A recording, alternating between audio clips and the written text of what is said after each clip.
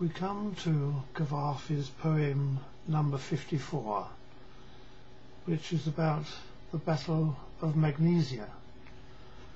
I'll read the little note which John Mavrocordato gives in his quite early translation of the whole of the Cavafy canon.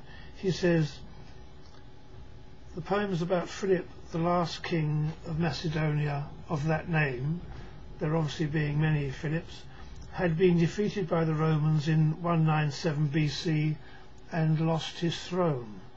7 years later, Antiochus the Great, king of Syria, was defeated by the Romans at the Battle of Magnesia.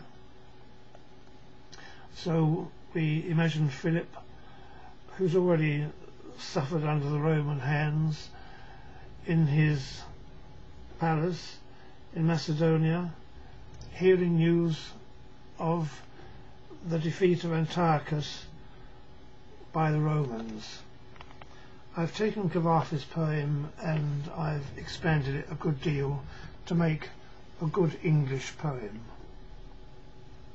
I'm sorry the sun is shining on my forehead, but it's quite bright here.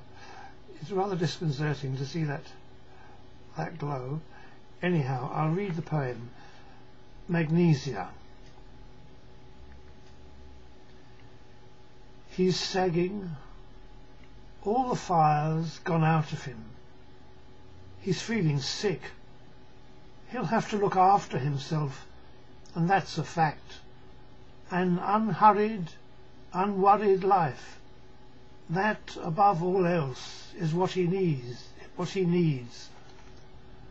So King Phillip tells himself, hearing the news of Antiochus' defeat at the hands of the Roman state at the great big dust-up battle of Magnesia. Tonight he's playing dice with a bunch of cronies, determined to have fun. Roses, he shouts to the servants, roses for the table, lots of roses. He's sagging on his couch, rings around his wine-soaked eyes, just a little petulant.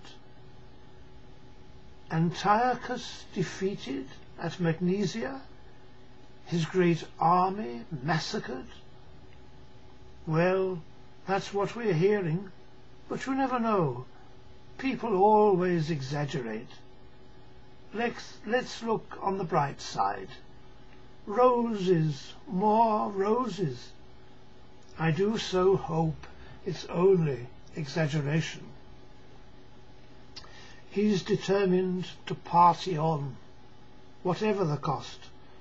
No matter how exhausted, Philip has decided to have fun. No matter that he's ill, this bad news makes him worse.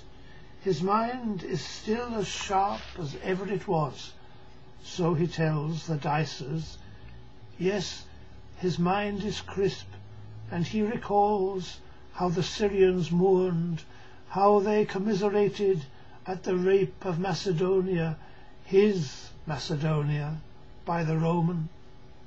He remembers it well, how much they mourned. It brings the tears to his eyes. Enough of that. He's hungry.